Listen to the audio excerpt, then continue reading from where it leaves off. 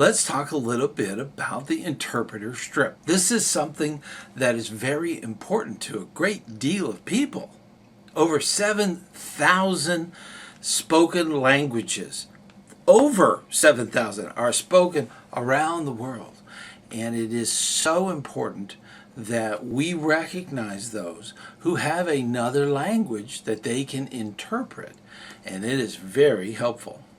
Now, all too often, the English-speaking world, those of the English dialects, there's many different kinds. Living in the South, I know. So it is. There's many different kinds, but we often assume that everyone has that as their second language, and that's not the case. Now, imagine, if you will, if the tables were turned. You go into a situation where nobody can communicate with you. It would make you very uncomfortable. So that is exactly how many people feel around English-speaking people who assume they know what they're saying. That's not good. And I'm sure it goes the same way with other languages, but it is so unnerving. You don't know what's going on, what's being said, and especially if you know a few words here and there, and it can be very confusing. And a scout is helpful and courteous, and that is a big part of the interpreter strip. Now, not only including a lot of the scout law being friendly and courteous and those kind of things, but the other big point in the scout oath, to help others. This is one of those opportunities that a great deal of scouts are interested in, and scouts and scouters can qualify for this interpreter strip. Now, over 125 closed caption languages can be displayed on the screen. And that's true throughout YouTube. The closed captioning system, whatever language it's in, can be automatically translated through Google into 125 plus languages. This feature is amazing. Simply just navigate to the closed captioning options. Navigating to your settings within closed captioning. Clicking on the auto translate for any of the subtitles or closed captionings. Scroll down through all of the different language options that can be subtitled on the video. For this example, let's pick Spanish. And there you are. You have the audio that's been done in closed caption and subtitled in your preferred language. Awesome. Now, in addition to that, almost every smartphone has a built-in translator. Now, not all languages are actually spoken. There is American Sign Language and even Morse code. And there's a lot of very fun interpreter strips that are very unique, and there's so many out there. You will be very entertained by a lot of those different ones. I've seen ones that say I speak pirate, I speak Pig Latin, things like that. Now those are languages to their own, but there's a lot of times that's used in a very joking or fun way. So let's get into the interpreter strip requirements for scouts and scouters. The first requirement is to carry on a 5-minute conversation in that language. Number 2, translate a 2-minute speech or address.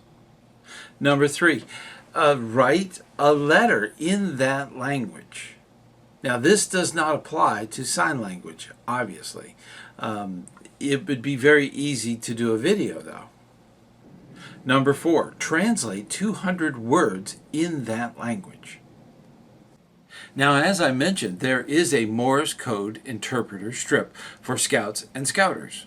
The first requirement is to carry out a conversation in Morse code for 5 minutes. Now this should be about 5 words a minute, which equals out to be 50 words. Number 2, correctly copy a 2-minute message as it's received. This too should be done at a speed of 5 words per minute. Number 3, sending a 25-word message at a minimum of 5 words per minute. Now, these are very convenient and very easily achieved goals for a scout or scouter. If they want this interpreter strip, that's how they have to do. Now, one of the things I need you to do is go down to the description of the video. Down there they have the actual links that have the actual requirements written out. And that's how you obtain the patch. That's how you buy it. That's how you earn that patch to purchase. That is in the show notes. And that's true with a lot of the videos. Unfortunately, those are not being translated right now. But Google, this is the wonderful thing about technology. Google can actually translate entire websites, including this one, into a language that you can understand. So that's the wonderful thing about it. It's very easy for these settings, and that's outside of our channel. You're actually looking through a translator through Google. So that definitely look into that. That will help get you up to speed and understand what is being spoken about and what is being said. And that is one of those wonderful things. And in the comments, I'm just letting you know the language at the beginning is German. That my mother's family is German. That's why I look the way I do. That's the language. I don't speak it very well, as you can tell. Okay, so I had a lot of help, and that was a very short thing. I do not wear the German interpreter strip because I'm not that good at it, but there are people that are. And I know of someone who actually has the Korean interpreter strip. That is the wonderful thing. And leaders and, of course, the scouts, they can all earn this. It's very easy. For a lot of them that are bilingual, it would be a natural. So look into it. We do so much for our scouts, and we do a lot for America and for the scouting movement. And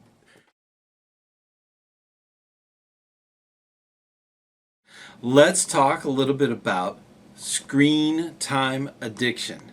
This is one of those things. We have mobile phones and tablets and computers and all that stuff. Our youth are having a real hard time with screen time.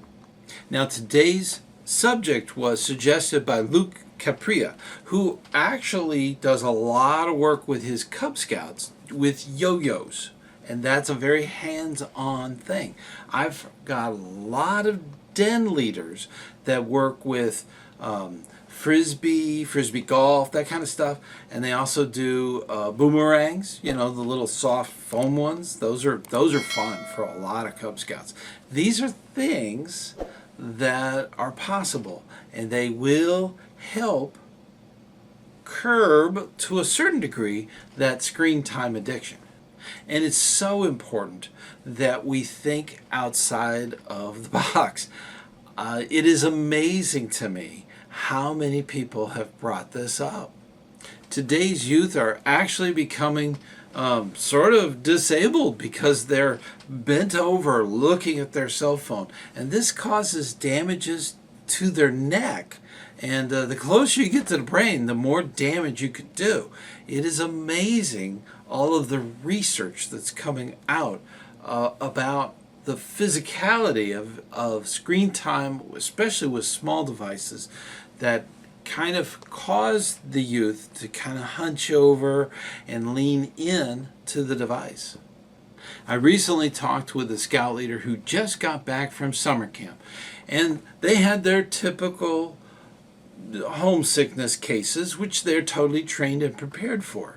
But something they're not prepared for is scouts that did not have the ability to constantly media check everything. They were going through withdrawals from the addiction of screen time. And that was not something that they were prepared for.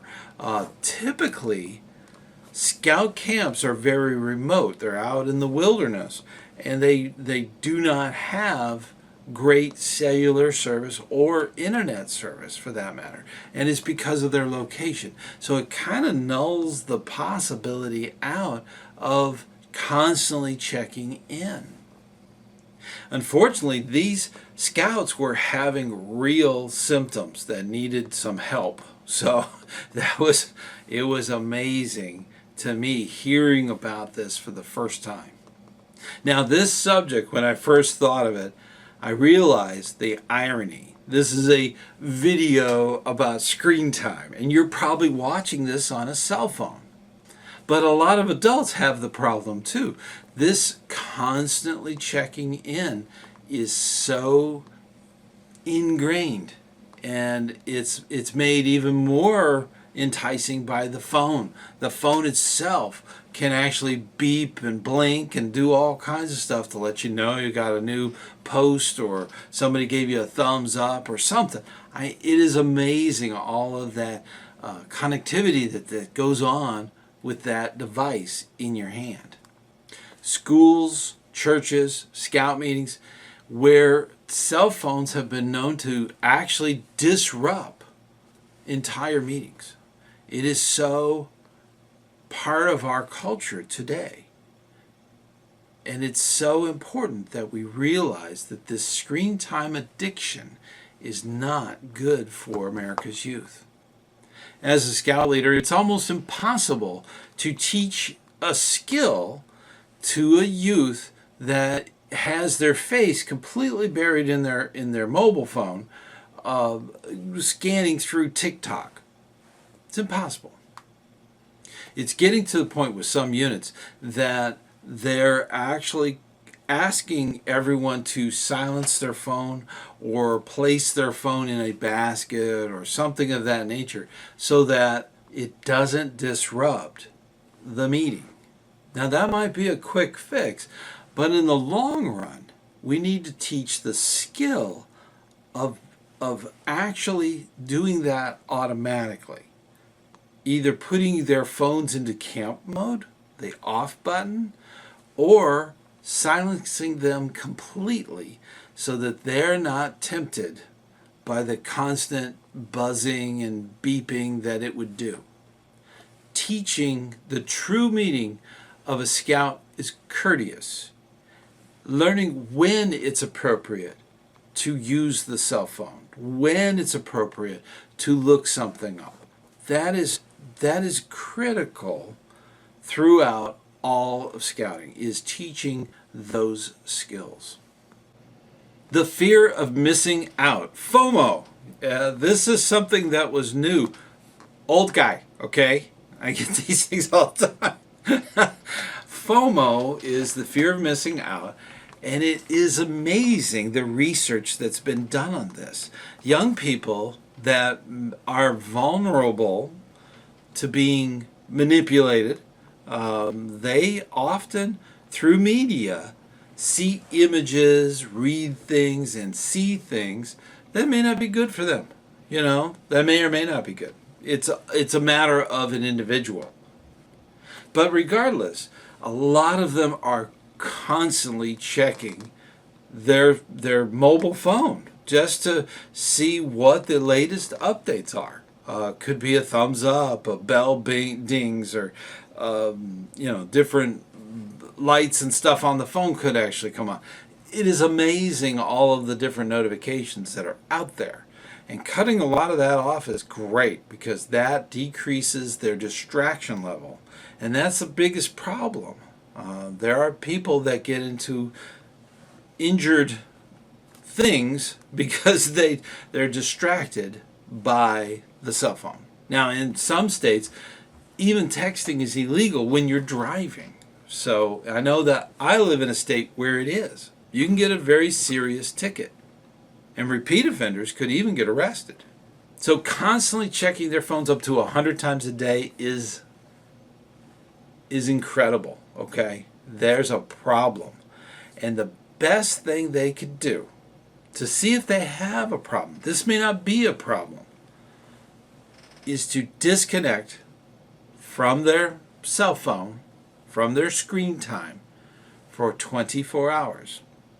And if they suffer anxiety, if they get irritable and withdrawn, then they may have a serious problem with screen time. That's an injury to what they are. And that's important to recognize. Now imagine how much more schoolwork or art or music could be done instead of every 10 minutes checking your mobile phone. Think about that. It could really change an individual. This FOMO, the fear of missing out, that is one of those things that a lot of scouts are constantly checking, constantly having their hands move, reading screens or seeing images. And a lot of times they're not interacting, they're actually just absorbing. And that's not good either. Now, after that 24 hours, you have to ask yourself one very serious question.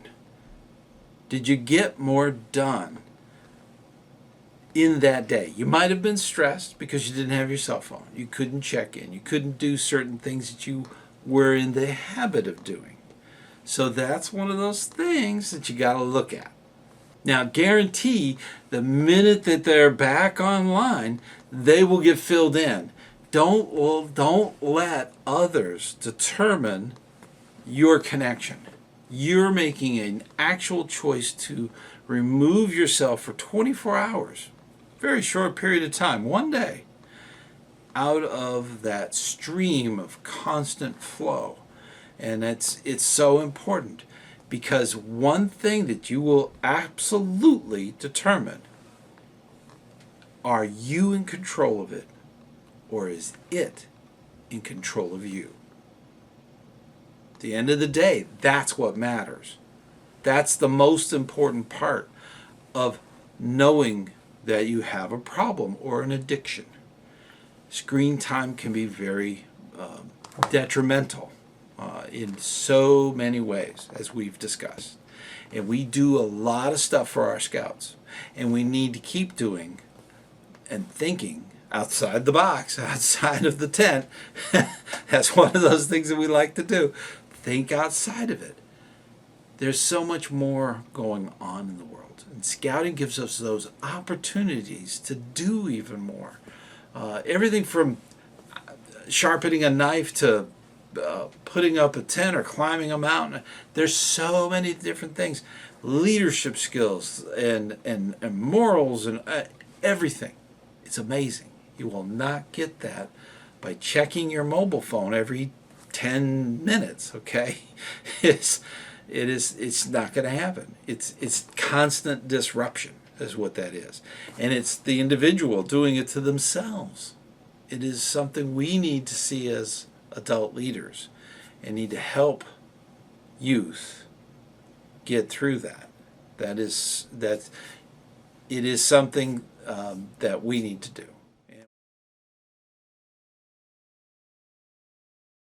Let's talk about this urban legend about scouting only taking 1 hour a week. Luke asked the question, and this is something that's serious. If a scout is trustworthy, where did this thing come from? Now, it might have come from recruiting. Sometimes in recruitment material, probably right around 2005, 2007, somewhere in that range, there was some printed documents that actually used the term 1 hour a week. Now, this was misinterpreted by a lot of new recruits as being that's all the time it took. Now, this statement kind of began to have a life of its own. It started to be sort of an urban legend, and that is unfortunate, because what they were trying to convey back in the printed material when the recruiting was going on, that was, we do scouting 1 hour every week, and most troops camp once a month. So it was to describe the time that a parent would be involved as far as taking their scout to the meeting and picking them up. So it has a lot to do with that. Now, scout leaders are often recruited from the parents, and they kind of took this on as that's all the time it took. I wish that was true, and we as scout leaders know that it isn't. A lot of times in life, you get what you put into it. So if you're only going to put an hour into it, it's going to show. Now, this kind of carried over as a marketing ploy. It's far easier to recruit people who think that they're not really going to be doing a whole lot. That's not the scouting way. We believe in telling the truth, being trustworthy. And that in recruiting is very frowned upon. I did recruiting for many years, and I never told anyone that without it being a joke, because we do laugh about that, because it's a total, it's not the right way to really think about the job of being a scout leader. There are many hours that we put in for training. We put in hours and hours. So right at the beginning, parents who thought that it was only 1 hour a week, that's blown away, because it may take an hour or more to go through some of the basic training that's done online. So that right there kind of shows that this was misinterpreted, misunderstood. And a lot of recruiters might have just let it go like that, because that makes it easier for them to recruit. We as adults know better. We can if it's too good to be true, it probably is. Now, in Cub Scouts, a lot of the program is all written out, so that makes it a little easier. You don't have to invent the wheel, as I put it. You can actually come up with a very good program that's already put together. That is the wonderful thing about Cub Scouts. We've been doing this for a very long time, and that's one of those things that a lot of leaders don't know about when they get into Cub Scouting. Now, in Boy Scouts, when we get into the Scouts BSA, those troops, those are all youth-led. The youth run the troop. And that's a big paradigm shift for a lot of Cub Scouts, Cub Scout leaders. That's something they're not ready for sometimes, and we need to work on that. But as far as the program is concerned, the Scoutmaster could easily spend an hour before the meeting, an hour during the meeting, and an hour after the meeting. So it only takes 1 hour is blown away. That's plus all the training. So keeping that in mind, the youth run their program, and the leadership is there as the adults to keep it structured. So that's the wonderful thing. They're the support, the coaches, the mentors, and so on. And the senior patrol leader runs the troop. That is true throughout Scouts BSA. That is, troops are run by the youth. Now, before we go any further, I do want to invite you to our monthly meeting. It's on the first Sunday of each month, and it's at 9 p.m. Eastern Time. So you're more than welcome to join us and ask questions and just have fun. You know, that's one of those wonderful things about that meeting. I also want to thank everybody on Patreon for their continued support of our channel. And our channel members. You can be a channel member. You hit the join button and join up. There's all kinds of badges and emojis and different things. They even get the videos exclusively for themselves, ad-free, which is an added bonus. And then, of course, if you don't want to join in and do a monthly donation, you could always do a one-time donation by hitting the thanks button. So get involved. I really do appreciate all that you do in scouting and here on the channel.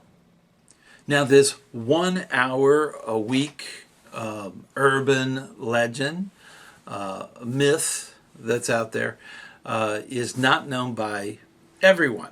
Usually, 2/3 of the adults have heard of this.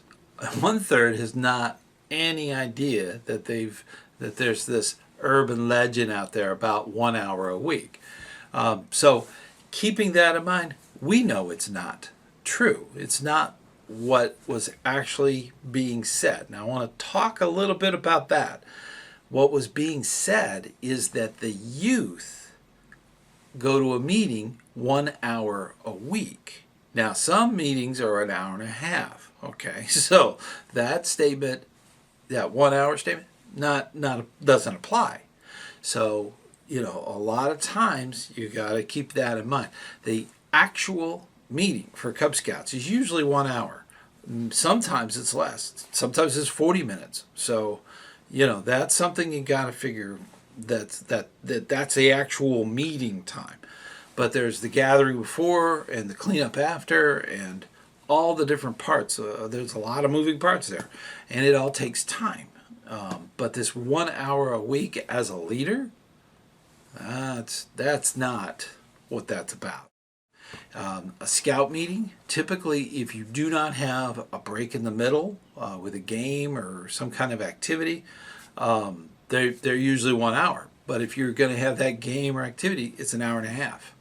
So that you have to get straightened out. So don't get misled in recruiting. When you're talking with adults, parents especially, make sure they understand the schedule, okay? It could be an hour and a half every week, except the week that they go to camp, okay? If they're going to be camping or doing an activity or something on the weekend, usually the following weekday that they would have a meeting, they would skip. So, you know, and that's usually PLC. So that's another bunch of stuff. PLC is the Patrol Leaders Council, and that's usually a meeting with just the youth, and it's not the entire troop. So that's the key, and they do planning for the next 4 or 5 weeks. So that's critical. So, but keeping that in mind, when you heard that in recruiting and thought that leading a Cub Scout den was only going to be 1 hour. No, that's not correct.